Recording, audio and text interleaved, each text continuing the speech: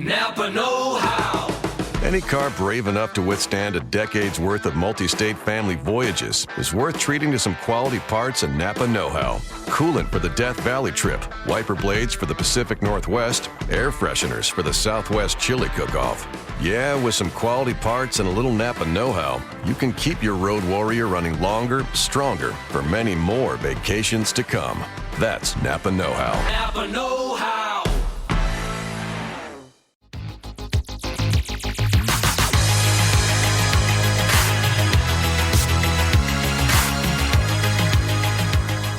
Sports professor Rick Horrow with Beyond the Scoreboard, the inside look at the trillion-dollar business of sports.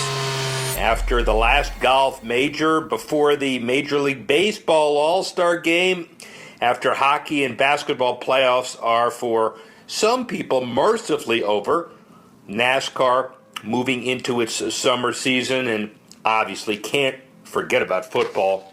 Got a lot to cover today, including Jeff Price, the COO of the PGA Tour, heading into the U.S. Senior Open at Salem Country Club for all you New England golf fans. It's tremendously timely. Subscribe to our iTunes feed. Look for us on Stitcher, Google Play, Audio Boom. And if you want to see the 15 topics of the week, csnne.com. And same thing in Chicago. Look for the website as well. Before we get to Jeff Price, got a lot of issues to cover, some of them from the charitable perspective, and starting now. Days after the University of Oklahoma softball squad won their fourth Women's College World Series there, Oklahoma City-based Fields and Futures announced two major partnerships to renovate youth athletic fields and finish what they started. For the last 5 years, Fields and Futures has partnered with the Oklahoma City public school system to renovate 42 athletic school fields, many in disadvantaged neighborhoods.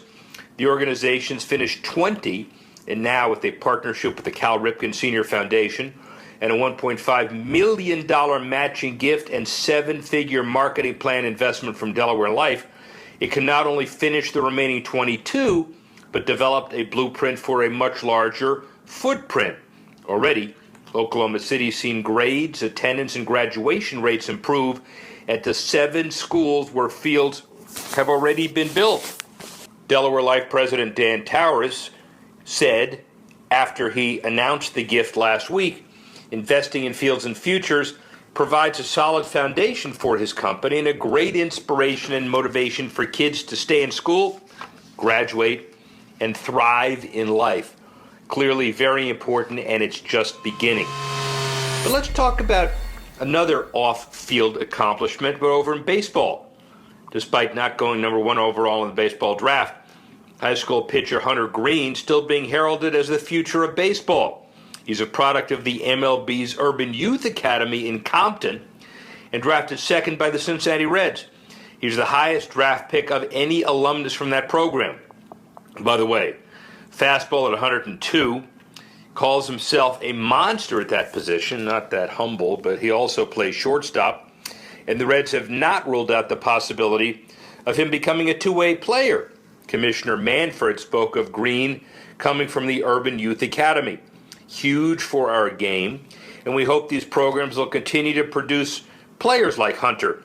Green has also participated in several events for the league's ongoing Play Ball initiative, and he's embracing a role of helping spur youth participation in baseball, particularly among African Americans. And the take is this: as we saw in the wake of last week's tragic congressional baseball game shooting, baseball still firmly remains America's pastime, in spirit, if not in actual ticket sales and TV ratings. Diversity, as Green represents, remains a baseball cornerstone. New England, Midwest, basically all over the country. That's all over the country, but how about across the pond? A lot of international events this week. On the heels of a season that saw ratings decline for Sky Sports, the EPL considering a schedule shakeup. According to the London Times, EPL clubs now mulling the possibility of playing matches on Saturday nights. One's proposal targets a peak time television audience with kickoffs at about 7:45 local time in England.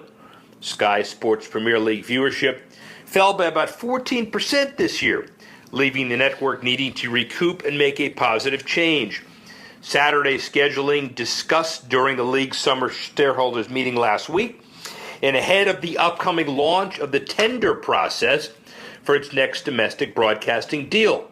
Final decision expected this autumn, where clubs also decide how many fixtures to make available to broadcasters between 2019 and 2022, when the rights for those seasons are sold early next year.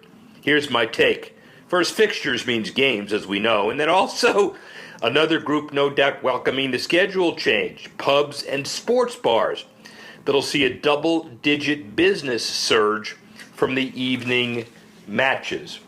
Well, international knows no bounds, by the way, and let's go to Australia. The government officially backed the country's bid to land the 2023 Women's World Cup. Government financially support the Football Federation Australia to build a successful, hopefully, bid proposal.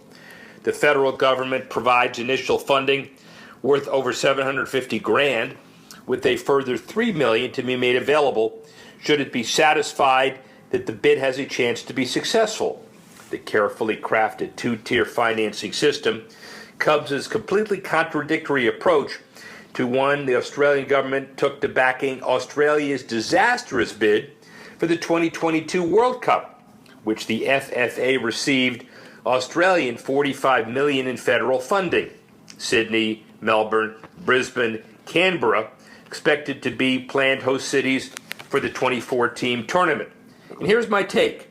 The 2015 Women's World Cup in Canada proved so successful monetarily and image-wise that governing bodies everywhere now believe they can profit from hosting the competition. Let's go a little bit up on the globe to South Korea, trying to formulate a joint bid with neighboring Southeast Asian countries to attract the 2030 World Cup.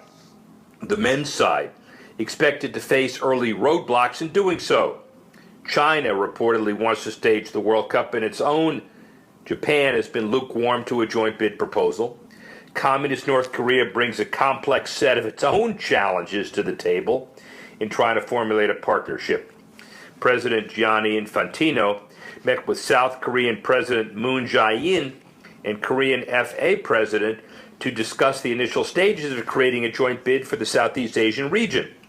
And while there's plenty of time before the bid will be awarded, the joint bid between Uruguay and Argentina undoubtedly come in as the favorite to land the 2030 World Cup, marking the centenary of the inaugural World Cup in Uruguay.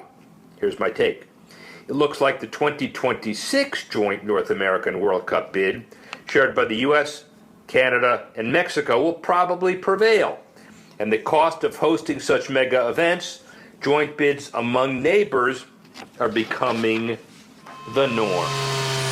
Let's stay international and stay in Korea.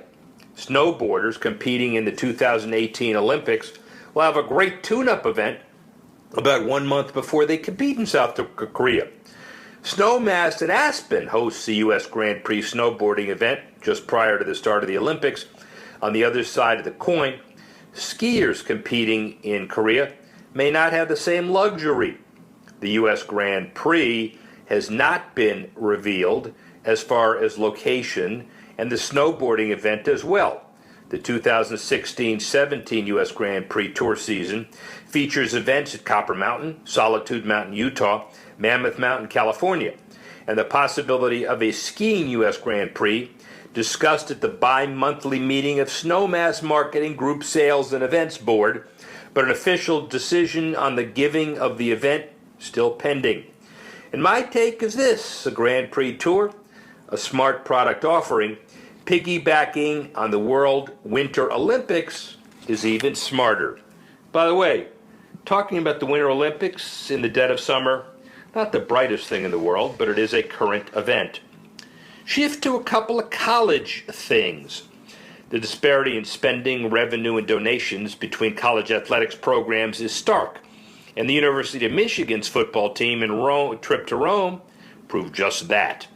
The Detroit News said the AD at University of Michigan said the trip cost about $750,000 to $800,000, but covered by an unrestricted financial gift by a donor who wished to remain anonymous.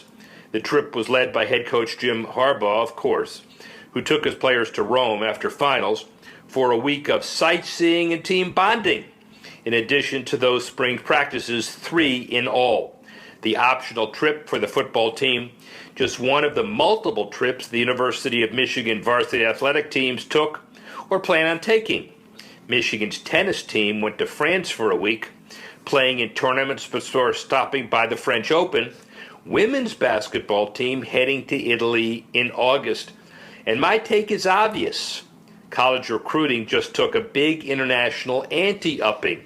The arms race now requires a passport.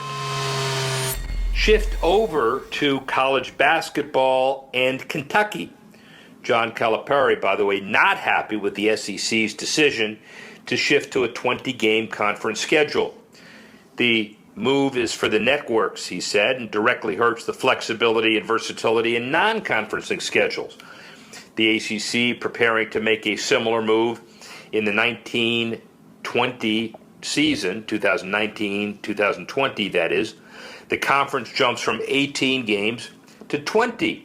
That switch stems from an agreement between the ACC and ESPN when the ACC network was scheduled to launch. And Kentucky, by the way, typically plays a very strong non-conference schedule, annually competing against some of the nation's top opponents in some of the best early season tournament games. What you do is, he said, you take away some of those games that have been good to us. North Carolina, for example. If they go to 20, we probably don't have a game for them, so I'm really not for it. Here's my take, a memo to Cal, by the way. Please check Kentucky Athletics P&L sheet under the line item Revenue Broadcast Rights and see if that alters your thinking about the sway of the networks. We may not like it, but as some people say, it is what it is. Let's shift to a section of the country because it impacts everybody. How about Seattle? 20-year naming rights deal between the Mariners and Safeco Insurance is coming to an end at the end of the season. Deal will not be extended beyond next year, drawing an end to a partnership formulated back in 1999 when the ballpark first opened. The Mariners noted they had already started preliminary talks with potential new partners for a new deal. No partners identified, though, and Safeco Insurance President Tyler Asher sent an email to all company employees announcing the decision to give up the naming rights, citing the desire to spread its investment across marketing partners and key growth programs. And here's my take. The naming rights foot race between the Mariners and newly announced Key Arena officially on. Amazon, Microsoft, Costco, Boeing, and other big regional companies take notice. You're about to be seriously courted. And let's shift to the arena. A week after the Oakview Group was selected to renovate Key Arena in Seattle, a group led by Chris Hansen proposed financing deals for a new arena in SoDo.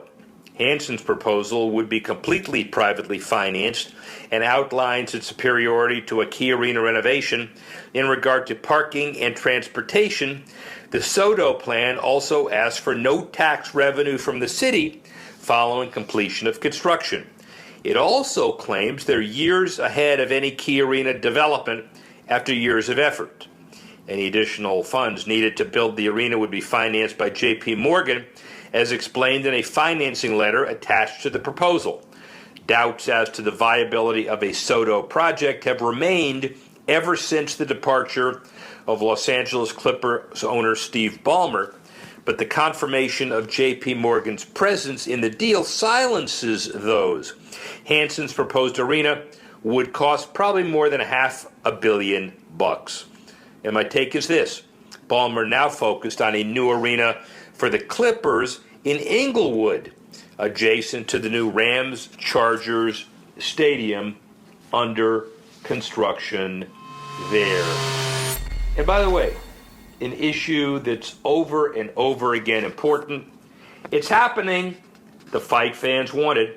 Mayweather-McGregor. Improbable boxing match set for August 26 at T-Mobile Arena in Vegas. UFC President Dana White reaffirmed that there would be no UFC fights that day, just, quote, strictly boxing matches. Financial terms to the match and the split between Mayweather and McGregor not revealed to the public, but it's certain that Mayweather will earn the lion's share of the purse and PPV money after raking in more than $200 million for the record-setting Manny Pacquiao bout alone.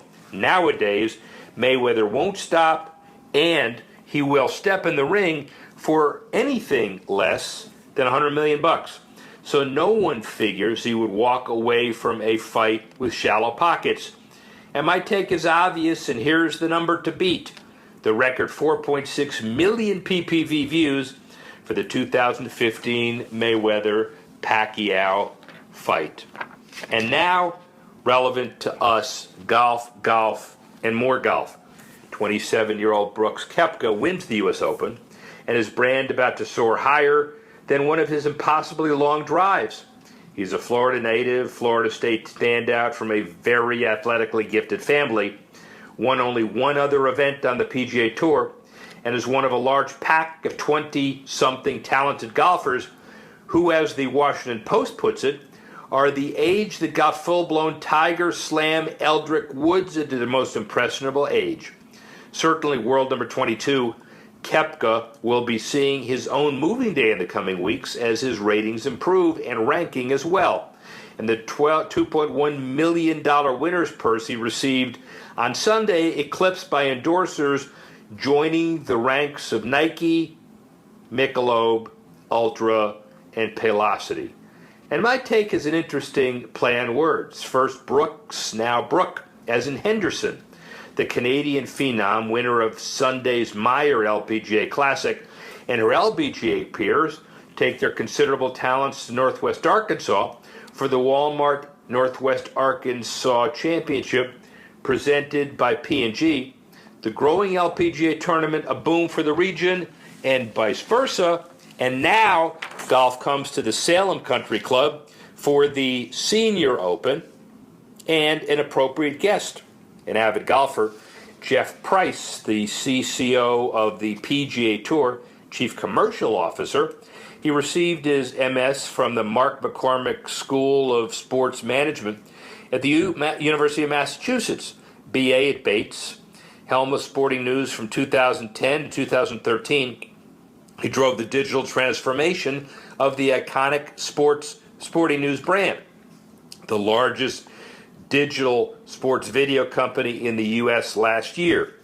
Since it's not Price's first time working in the golf industry, he also relaunched golf.com during his time at Sports Illustrated, and he oversaw golf sponsorships while working as the head of sponsorships at MasterCard. His responsibilities with the PGA Tour: media, sponsorship, merchandising, marketing, communications, international. The USGA puts on the event in Salem, but clearly golf on everybody's mind, with participation up, equipment manufacturing may be down, golf courses stable, but as New England thinks all about golf, especially at the beginning of the summer season, it's appropriate to hear from Jeff Price.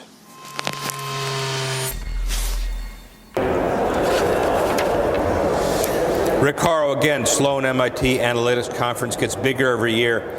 The noise gets more pronounced. There's a consistent theme. You hear that noise back there? Those are students who want jobs like what he has. There are vendors who want jobs like he has. And the he is pretty significant, by the way. If you're a golfer, if you follow the successful ascension of golf's growth these days, the PGA of America, very significant organization. Pete Bavacqua runs it. Joe Steranka ran it. The Hill. Jeff Price will tell you what it's all about. But the CCO is a big title, obviously, because he's the guy, revenue in, revenue out. Jeff, how are you? I'm doing great. Great to be here, and thrilled that golf is back at Sloan MIT Conference. Obviously, as a sport, golf has tremendous analytics across not just player performance, but operations. It was great to be back here on an interesting panel and talking about kind of the evolution of the game into the 21st century. Well, and the other piece of this, too, before we even start, graduate from an MS from the McCormick School of Sports Management at UMass. So you're a Boston guy? I grew up in New Hampshire, so this is a home game. Effectively Boston guy. Effectively Boston. Boston sports fan. New Hampshire is really Massachusetts. There's just a border that nobody cares about. Right, exactly. So there is a New England sports audience attached to this as well who will be riveted because now we got a New England guy before he starts about golf. How about them Patriots? Well, I'll tell you, from a quick personal anecdote, I took my 9-year-old son, who growing to Houston, and he has grown up on Long Island as a Patriots fan, which is hard enough to believe. But it was two different halves, right? Two different games. He was distraught in the first half, and one of the most amazing experiences in the second half with the comeback and the win. And it just, again, what Tom Brady, in terms of excellence and what happens, the Patriots organization is the top of the heap. MasterCard, Sporting News, London Perform PLC. You've been through a lot of different organizations. We'll talk about those in a minute. But as a business organization, how about them Patriots? How about them Patriots? What Mr. Kraft and Jonathan have done as an organization, the sustained excellence, what Coach Belichick brings in terms of new age leadership thinking, it really is just fascinating to watch as a fan. Again, I went through all the lean years, all of the Schaefer Stadium days, and to see when what Robert Kraft actually had a season. He had a season. Yeah, that's right. And to see where they've come, and it's been just a great ride. So this kind of gives you a microcosm of what you're up against, too, in some ways. He's referred to as the CCO of the PGA Tour, which, of course, you're not. We're not. We're the PGA of America. So explain the difference to people that are not golf fans. So PGA of America is 28,000 PGA professionals. The tangible connection between the people who play the game and learning it and having fun with it at your local facilities, your local clubs, along with running some of the greatest events in golf, the Ryder Cup, the PGA Championship, the KPMG, Women's PGA Championship, the KitchenAid Senior Championship. Those great events on a global stage, along with the teaching, the coaching, the playing, the business of the game.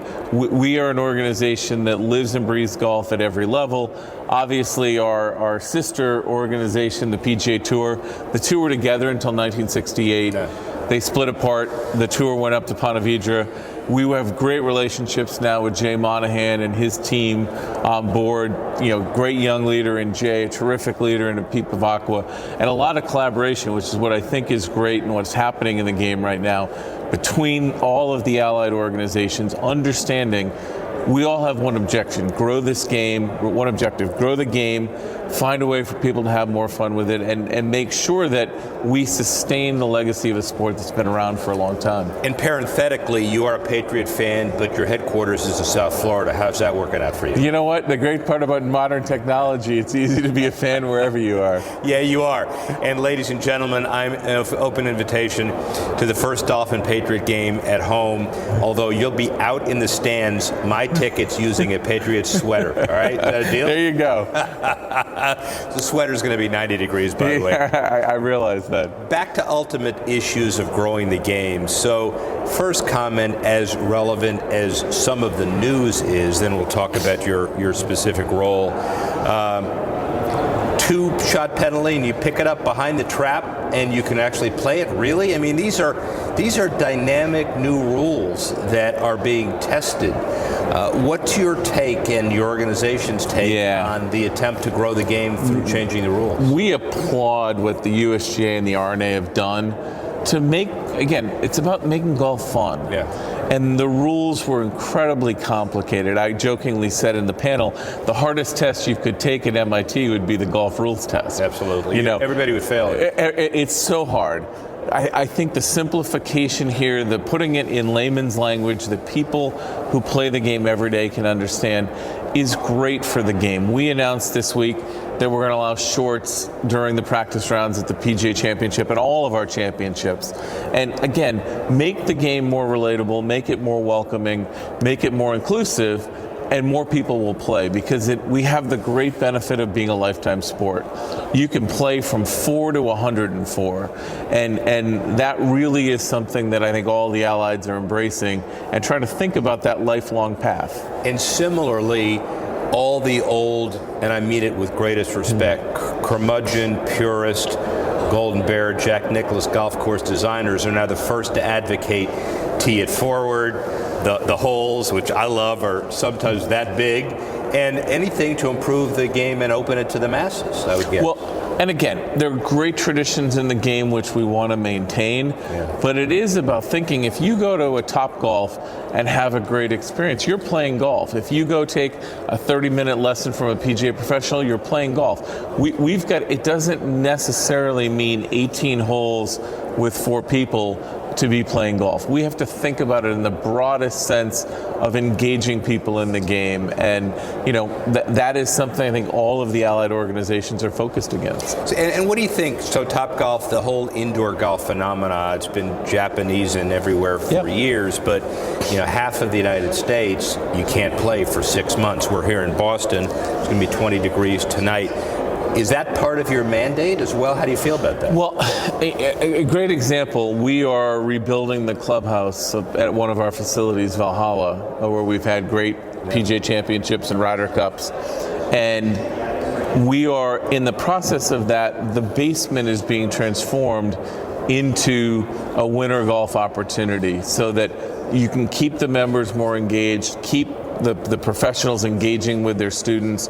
And so we recognize if a club is in somebody's hand and they're enjoying the game, that's a touch point, that's an opportunity. And we've got to have the broadest look. And so whether it's what Joe Ossel, a great PGA professional, has done with Golf Tech, indoor learning, using technology, all of that is good for the game. Everything that is getting people to play more golf and have more fun is what we need to be pushing forward. The idea of rotating the majors, and obviously 3 of the 4 are on rotations all over the world, good for golf to expand in places you didn't before. West Coast, Erin Hills this year. I mean, there are a lot of places that you're bringing events for the first time. Correct.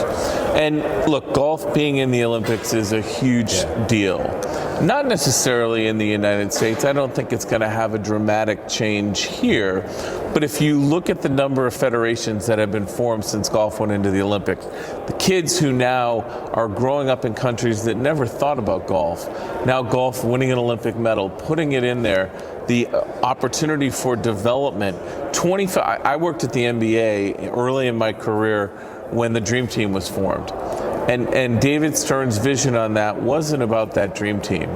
It was about where the league is today. And you look at the nature of all of the different players from all of the various countries who now make up the NBA. That was from David's vision 25 years ago of what that Olympic opportunity would mean. I think it's the same opportunity for golf. Lots more countries, lots more growth in places where people can play the game, make it accessible, make it fun. And so for us, it really is about thinking about this on the largest global stage possible. And for the 28,000 PGA professionals, that's job opportunities anywhere around the world that you can think about. By the way, I will tell you, day one, CCOs have the hardest job, television, hardest job in the world. So Pete Bavacqua, if you're listening, CCOs have the hardest job in the world because they're the ones that have to generate the revenue on an ongoing basis.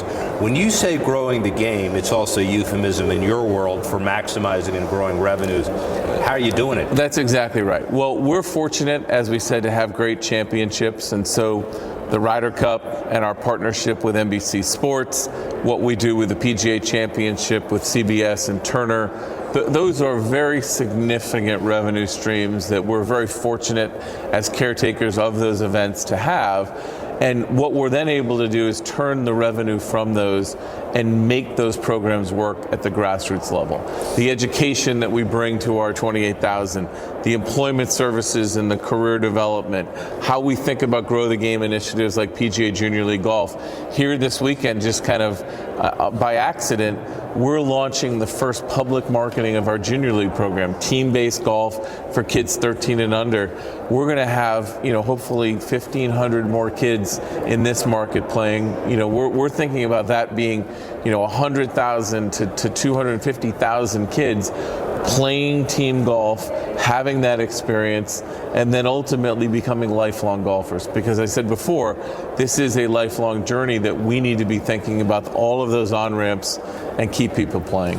Lifelong journey with a lot of on-ramps, and from your perspective, being the head of sponsorships for MasterCard for so long, one of the whole keys is to keep sponsors engaged early and happy for a long time. How's it going, and is it easier or harder to sell golf partnerships, sponsorships today than it used to be? So obviously MasterCard had a very large portfolio that we put together, a relationship with the PGA of America back at the time. That's how I got to know many of the folks that are there today. At MasterCard, Nick Utton, who is our CMO, always used to talk about the tangible and then the intangible values of what came and how we measured the success and the marketing mix impact, along with the intangibles of our customer relationships, our banker partner relationships. And so golf is great in that way, in that it does provide tremendous consumer engagement, along with the B2B side. You've talked about the pro-ams and the things that you do. It is a unique sport in that you can play it, you can be out on the same field as those professionals and be a part of that. And for us, the ability to take it to the grassroots. Things like Junior League Golf that are touching thousands of facilities around the country. The good news for us coming off the most recent Ryder Cup, we haven't announced these yet, but we've got 3 major partners who renewed. And as you know, the renewal is the most important thing. If a partner is engaged with you, sees value and stays on, that's when you know you've got something that's working. And so our story really is fewer, deeper, make sure that we connect from the grassroots side of the game all the way to something like the Ryder Cup. And it's interesting, we should change roles. That was the next question relative to a CCO's accountability. It's important to land sponsors, but maybe your best success is measured by how many renew and how many are happy. That is exactly right. And how do you work with those companies, with social media and content being probably the biggest change from when I was at MasterCard to where the world is today, trying to think about how do you create ownable content opportunities, social media engagement that works for the brand, but also doesn't come across to the consumer as if you've kind of sold your soul. And so you really have to work through what is relevant, what's appropriate, what's authentic. And I think we've done a pretty good job with our partners of finding those points of engagement, making them valuable, driving more connections. I mean, the statistics off the Ryder Cup in terms of digital engagement and social engagement, 200+% over just 2 years ago or 4 years ago. And so, that whole world has changed, and I think we've done a good job of providing content and social and digital engagement for those partners that they can own and activate. Incredibly important next set of questions, the whole digital transformation world. You're uniquely qualified because from 10 to 13, I guess, you were the digital you ran it, but you were the digital transformation guru at Sporting News. And so the issue is, how important is it to be digital today? And how do you feel about entering a world where your kids know twice as much about it than you do? Well, I knew early on when my kids would pick up the phone or look at a television screen and want to start to swipe when they were 3 and 4. There was no such thing as changing the channel. So I think over the last 10 years, what's become really clear, and Pete talks about this a lot, as it relates to our core PGA professionals, we have to be careful that we help through technology to create deeper relationships with their customers. If you're thinking about learning the game, ultimately we believe technology is going to be a great complement to a relationship with a PGA professional.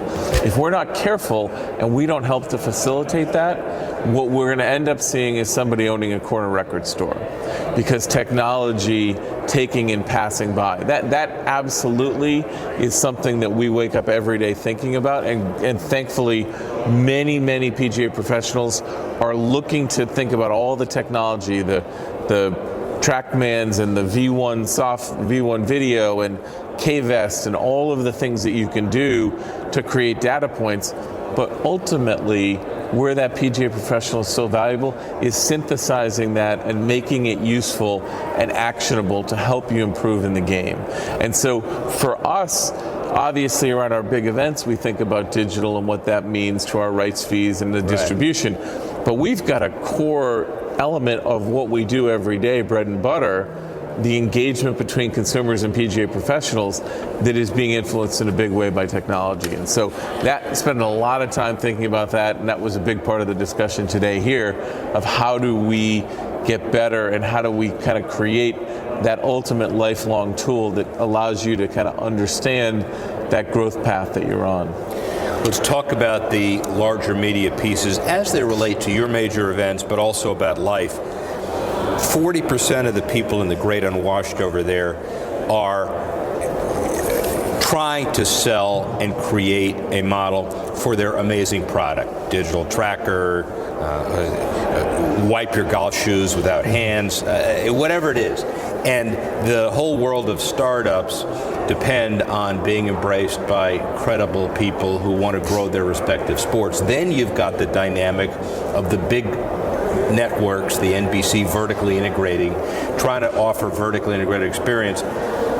They may be compatible, they may be competitive. Your success is a pure vertical integrated immersion throughout. Are you willing to take in small companies, big companies? What's the mix? So I think what we've recognized at the PGA of America is we can't pick winners in this space. Yeah. There's too much change. There's we're not set up as a VC in Silicon Valley to really be able to make those bets. What's critical to us is that we have an open playing field, and that as we think about engaging with new startups and new technology, that we validate that it works and it does what it says it can do, and that we really think about that. But then ultimately, how do we provide for our PGA professionals a way that we can bring those together? And most importantly, bring it into our educational platforms, right? It's really important whether you're in a PGM university or an apprentice or an existing professional who's trying to get on-the-job education, the program we built with Golf Tech to kind of make that something that's hands-on and tangible. It's our job really to make sure that all of those great technologies that are coming in, we find a way to train our professionals how to use them, and more importantly probably, how do you translate that information to be usable and actionable by their customer? That's where we see ourselves playing, because trying to pick the winners and losers is just impossible. And for 28,000 people, that decision may be varied across the board. Are you growing the game in certain targets more intensely than others? New England, we're here. It's a big, important part of our distribution system. You're a New Englander. The CVS on the women's side, but also the FedEx playoffs up here in Norton. How big is golf in New England? Growing it significantly? Golf in New England, our section here, Mike Higgins, the executive director, and their entire team. Junior League Golf, they've done an amazing job with PGA Junior League Golf. What they've been able to do to get both public and private facilities engaged, such a great program. I can't believe that it took us as long to think. Put a numbered shirt on the back of a kid and put him on a team competition. All of a sudden golf is fun, it's social, and it's just taking off, and they've done an amazing job here. But I think what's interesting in terms of what we've been trying to show our professionals is, at your facility, in your market, understand who the customers are that you can bring in. and what might work here in New England versus a retirement facility where baby boomers are flocking in Florida or Arizona. That's a local market. Not a cookie cutter. Clearly. It's not a cookie cutter. We've got to make sure that everywhere along that pathway, we have the right ways to engage that customer with the experience that they're looking for. Put Patriots Brady number 12 on the back of those jerseys up here. I'll tell you what, we do really well. I'm sure. Final question about kind of the future of the game. Are we at the point now where the game is okay if Tiger doesn't come back? Yeah, I mean, on both the women's and the men's side, the young, energetic stars that have stepped onto the scene. And look, Tiger's a tremendous player and a once-in-a-lifetime kind of phenomenon. But I think what you have now with Jordan and Rory and Jason and go on, Ricky, there's just so many great players on the men's side, and then Stacey Lewis and Lexi Thompson and the great talents that are on the LPGA side, young players that kids can identify with. I think what we have is great competition with really great players, and we've seen it, and we saw it in the Ryder Cup this year, the kind of energy that Patrick and Rory match that we had, right? It galvanizes people. And so we don't have to rely on one individual. I think what you've seen is the Tiger impact with elite players, many more of them. Golf is cool now. I mean, that's one of the things, when we were growing up, golf wasn't necessarily a cool sport. You think about all of the Tom Brady's. Tom loves playing golf. He goes out and plays at Pebble. You think about actresses and volleyball players and women's soccer players who their second sport, Steph Curry has said, if I could have my choice, I'd rather be playing golf. But he's one of the greatest players in NBA history. So we've got that cool factor that we need to take better advantage of. But I do see that, kind of that factor and the number of athletes and celebrities and pop culture figures who embrace our game is only going to help to make us more relevant and resonate. And you know why golf is so cool, among other things, is because you and Pete and other people are so passionate about the game and you make it cool. Thank you very much. Really good to be with you. Thank really you. Appreciate it, man. Thanks.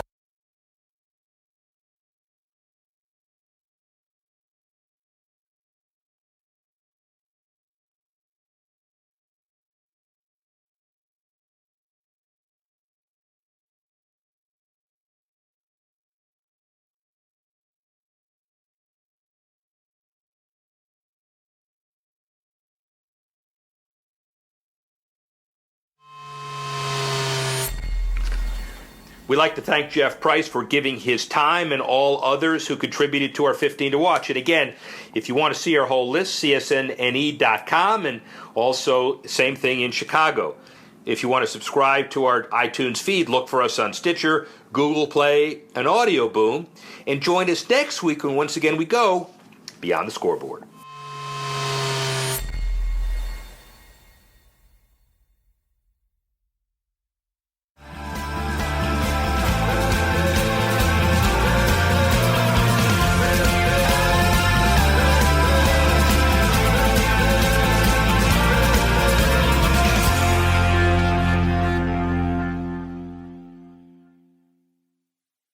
Napa know-how. Any car brave enough to withstand a decade's worth of multi-state family voyages is worth treating to some quality parts and Napa know-how. Coolant for the Death Valley trip, wiper blades for the Pacific Northwest, air fresheners for the Southwest chili cook-off.